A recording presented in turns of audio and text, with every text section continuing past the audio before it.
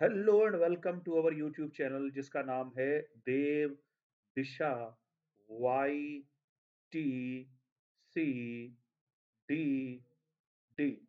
दोस्तों, स्वागत है आपका हमारे इस यूट्यूब चैनल पर जिसका नाम है Dev Disha Y T C D D.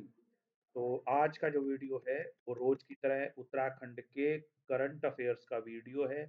और ये करंट अफेयर है 13 जनवरी, यानी आज का करंट अफेयर 13 जनवरी 2025 का। और इसमें पहले ही आपको दिख रहा होगा आज के जो वीडियो जो आज के समाचार पत्र में थे उत्तराखंड से प्रकाशित होने वाले, उनमें जो महत्वपूर्ण खबर थी वो थी अंतर्राष्ट्रीय प्रवासी उत्तराखंडी सम्मेलन। आप जानते हैं ये प्रवासी उत्तराखंडी सम्मेलन का शुभारंभ हो चुका है और इसमें 17 देशों के प्रवासी इसमें शामिल हुए हैं और माननीय मुख्यमंत्री श्री पुष्कर सिंह धामी जी द्वारा इसका इनॉग्रेशन यानी शुभारंभ किया गया है।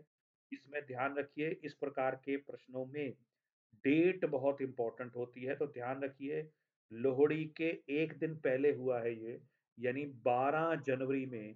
और ये प्रथम है, प्रथम अंतरराष्ट्रीय है, ध्यान ये भी रखेंगे, अंतरराष्ट्रीय प्रवासी उत्तराखंडी सम्मेलन हुआ है। ये सम्मेलन जो हुआ है ये देहरादून में हुआ है और इस सम्मेलन में 17 देशों से आए प्रवासी उत्तराखंडियों ने प्रतिभाग किया, यानी शिरकत की, प्रतिभाग किया।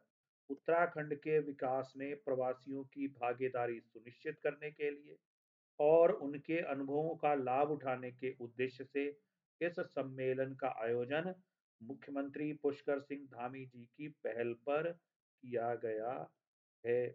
इस सम्मेलन में अलग-अलग क्षेत्रों में उत्कृष्ट प्रदर्शन करने वाले कई प्रवासी उत्तराखंडियों ने भाग लिया। इसमें दुबई से गिरीश चंद्र पंत, ये प्रवासी भारतीय सम्मान से सम्मानित हैं। चीन से देव रुतुड़ी, जो हॉस्पिटैलिटी यानी आपका होटल या आतिथ्य के क्षेत्र में ख्याति प्राप्त है, जिन्हें अमेरिका से डॉक्टर अनीता शर्मा, स्वास्थ्य क्षेत्र में विशेषज्ञता इन्हें हासिल है, जैसे दिग्गजों ने शिरकत की। इसके अलावा जापान से भुवन तिवारी, सिंगापुर से सुनील तपलियाल और मीनाक्षी डबराल, थाईलैंड से ए काला ने भी प्रवासी उत्तराखंडी सम्मेलन में हिस्सा लिया। अब ये इतने सारे नामों की क्वेश्चन में आ जाए ऐसा बड़ा मुश्किल है। इनमें एक दो व्यक्ति जो महत्वपूर्ण लगे वो मैंने चाटे हैं, तो आगे बढ़ते उनको भी देखेंगे। इन सभी ने उत्तराखंड के विकास के लिए अपने अनुभव साझा किए। इन प्रवासियों ने उत्तराखंड के सांस्कृतिक और प्राकृतिक संसाधनों को वैश्विक स्तर पर प्रस्तुत करने की आवश्यकता पर जोर दिया। अब इस सम्मेलन में क्या हुआ था? इस सम्मेलन में 4 प्रमुख सत्र आयोजित किए गए थे, जिनमें अलग-अलग क्षेत्रों में अलग-अलग जो उत्तराखंड में जिनमें निवेश किया जा सकता है या जिनसे उत्तराखंड का विकास हो सकता है, उनके ऊपर चर्चा हुई। पहला सत्र उद्योग व स्टार्टअप का था।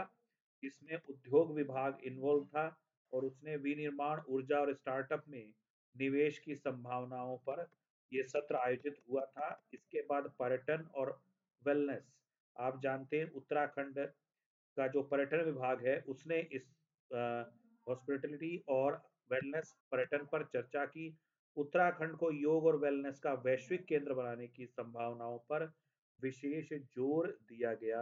कहने का आपको मालूम ही है, उत्तराखंड पर्यटन की दृष्टि से बड़ी संभावनाओं से भरा हुआ क्षेत्र है, संभावनाओं से भरा हुआ प्रदेश है और पर्यटन क्षेत्र यहाँ रोजगार के अवसर उपलब्ध करा सकता है। और पर्यटन को माना जाता है बिना धुएं का उद्योग। पर्यटन को कहा जाता है बिना धुएं का उद्योग, ये भी ध्यान रखेंगे आप। अगला जो तीसरा सत्र हुआ वो कौशल विकास और रोजगार। आप जानते हैं केंद्र की सरकार और राज्य सरकारें जो अ, युवा हैं उनमें कौशल विकास पर ज़्यादा जोर दे रही हैं। युवाओं के जो स्किल डेवलपमेंट युवाओं में हो उस पर ज़्यादा फोकस कर रही हैं और साथ में इस तरह का प्रयास भी कर रही हैं कि विदेश में उनको खासकर जैसे मेडिकल लाइन में कुछ नर्सिंग की ट्रेनिंग देके, क्योंकि ये मान के चलिए जापान, जर्मनी, इन देशों में हमारे उत्तराखंड के युवा जा भी रहे हैं और नर्सिंग के क्षेत्र में जा रहे हैं, यानी नर्सिंग के काम के लिए जा रहे हैं। तो क्योंकि ये अगर आप यूरोप की तरफ नज़र डालें या जापान की तरफ नज़र डालें, तो यहाँ वृद्धों की संख्या बढ़ती जा रही है। जब वृद्ध बढ़ रहे हैं, तो वृद्धों को अपने यानी देखभाल के लिए युवाओं की आवश्यकता होती है। तो इस तरह से ये रोज़गार की संभावनाएँ इस क्षेत्र में खुलती हैं। और उत्तराखंड ने अभी पीछे आपने सुना होगा, जर्मनी भी अब कुछ युवाओं को ट्रेनिंग देके भेजा है और साथ ही जापान में भी भेजा है। कृषि और जड़ी-बूटी, तो एग्रीकल्चर डिपार्टमेंट ने हर्बल मेडिसिन और एरोमेटिक प्लांट्स की क्षेत्र में संभावनाओं पर चर्चा की। अब इसी संदर्भ में एक चीज़ और है, जो हमारा एक कांसेप्ट है, एक गाँव गोद लें। तो ये एक गाँव को प्रवासी उत्तराखंडी गोद लें, ऐसा आह्वान हमारे मुख्यमंत्री महोदय ने 5 मार्च 2024 को ही कहा था, जब उन्होंने यूके प्रवासियों के साथ बातचीत की थी। तो इस तरह से इसके संदर्भ में बहुत सारे प्रवासी उत्तराखंडियों ने अ, उत्तराखंड के गाँवों को गोद लेने में अपनी रुचि या अपनी पहल दर्शाई है। इसमें कुछ जो प्रवासी उत्तराखंडियों का नाम विशेष रूप से उल्लेखनीय है, उनका मैं यहाँ कर रहा हूँ। बहुत सारे लोग हैं, 17 देशों के 50 से अधिक प्रवासी उत्तराखंडियों ने भाग लिया था। लेकिन ये हम देख रहे हैं कि किनमें एजुकेशन यो आपका एग्ज़ामिनेशन के पॉइंट ऑफ व्यू से क्वेश्चन बन सकता है। तो आपका इन्होंने जो ये हैं गिरीश पंत, इन्होंने मेरा गाँव मेरा तीर्थ का संकल्प लेके काम करने के लिए कहा है और बरशायत और बेरीनाग गाँव को गोद लेने की बात कही है और इस गाँव में कंप्यूटर शिक्षा व स्थानीय उत्पादों को प्रोत्साहन के लिए काम करने को उन्होंने कहा है कि इस दिशा में मैं सहायता करूँगा। इसी तरह से एक-एक काला, इनमें आप एग्ज़ामिनेशन के पॉइंट ऑफ व्यू से काफ़ी इम्पोर्टेंट लग सकता है ये। ये आपका थाईलैंड में काम कर रहे हैं ऑयल एंड गैस इंडस्ट्री में। और इस गैस इंडस्ट्री में यूज़ होने वाली मशीनरी के सबसे बड़े निर्माता ब्रास्टन ग्रुप के प्रेज़िडेंट और सीईओ हैं। तो इन्होंने ये कहा है कि जल्द ही एक मैन्युफैक्चरिंग यूनिट विनिर्माण इकाई उत्तराखंड में भी खोलने जा रहे हैं ये इन्होंने घोषणा की है। तो इसके बाद इनके प्रयासों से थाई एसोसिएशन ऑफ उत्तराखंड का गठन हो चुका है। तो नेचुरल सी बात है, यहाँ एक क्वेश्चन बनने की संभावना बन सकती है कि थाई एसोसिएशन ऑफ उत्तराखंड किनके प्रयासों से? तो काला जी के प्रयासों से हैं और ये आपका पौड़ी में एक गाँव को गोद ले रहे हैं, फंदाई गाँव को। और ये आप सीईओ भी ब्रास्टन ग्रुप के सीईओ हैं, तो इस तरह का क्वेश्चन भी बन सकता है, अगर इनके ग्रुप पे बन एके काला जी। इसके अलावा और भी प्रवासी उत्तराखंडीय हैं, जैसे-जैसे इनके बारे में और जानकारी मिलेगी और अगर वो जानकारी एग्ज़ामिनेशन के पॉइंट ऑफ व्यू से इम्पोर्टेंट होगी, तो आपके इस वीडियो में शेयर कर देंगे। आगे है एक चीज़ ध्यान रखेंगे, ये है अंतर्राष्ट्रीय मतलब प्रवासी अंतर्राष्ट्रीय स्तर वाला जो सम्मेलन हमने बात कही, वो तो हुआ 12 जनवरी को। इससे पहले प्रवासी उत्तराखंडी सम्मेलन हो चुका है, वो 7 नवंबर 2024 को हो चुका है। तो दोनों में ध्यान रखना, दोनों ही देहरादून हुए, लेकिन कहीं धोखे में, क्योंकि एग्ज़ामिनेशन में इस तरह का प्रश्न आएगा और ये हो सकता है कि वो अंतर्राष्ट्रीय दे या ये वाला दे।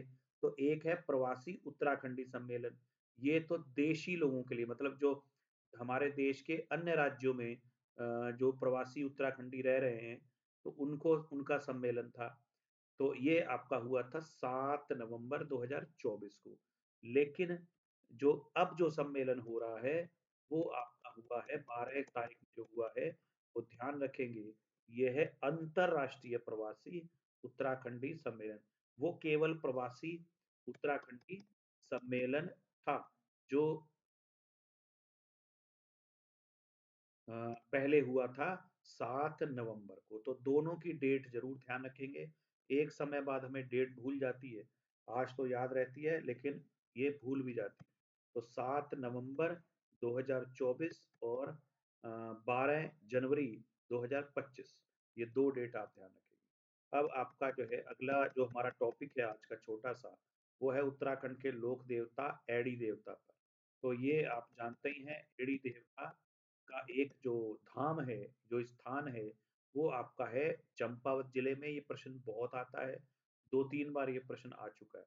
एक तो एड़ी देवता का मंदिर कहाँ है, तो ब्यानधुरा धाम में, यानी आपका चंपावत जिले में मुख्य मंदिर।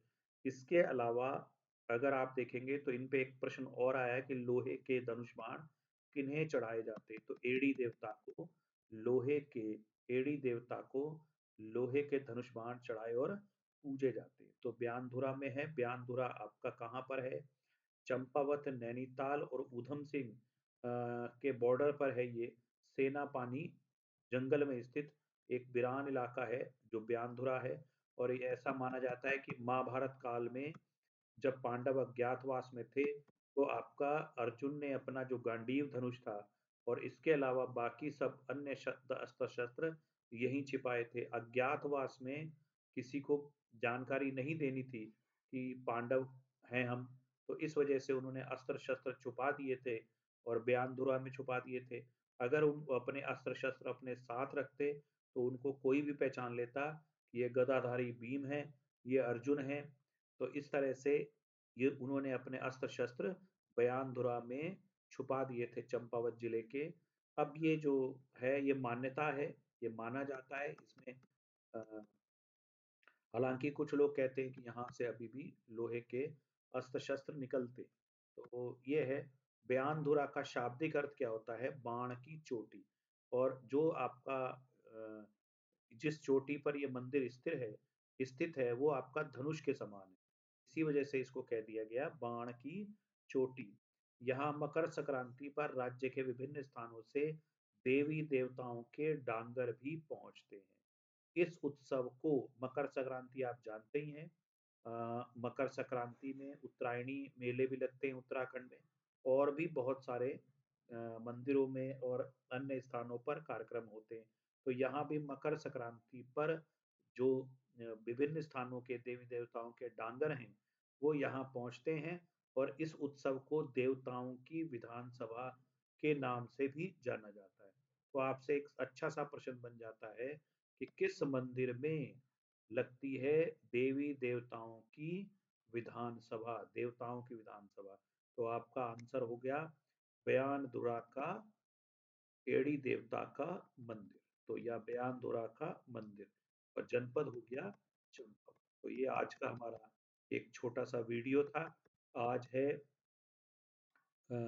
13 तारीख, और आप जानते हैं आज से महाकुंभ भी प्रारंभ हो गया है। महाकुंभ आपका प्रयागराज में लगाया जा रहा है। कुंभ आप जानते हैं हमारे प्रदेश में भी हरिद्वार में आयोजित होता है। प्रत्येक 12 वर्ष बाद कुंभ का आयोजन होता है।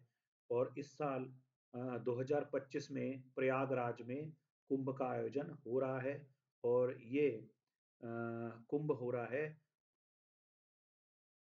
प्रयागराज में। तो इसकी भी आपको शुभकामनाएं। इसी के साथ में आप जानते हैं आज लोहड़ी भी है, और लोहड़ी की भी आपको लख लख बधाइयाँ, यानी आपको लोहड़ी की भी शुभकामनाएं। तो त्योहारों के साथ ही आप आज का दिन एंजॉय करिए और जुड़े रहिए हमारे इस YouTube चैनल पर, जिसका नाम है देव दिशा, YTCDD, देव दिशा YTCDD। धन्यवाद।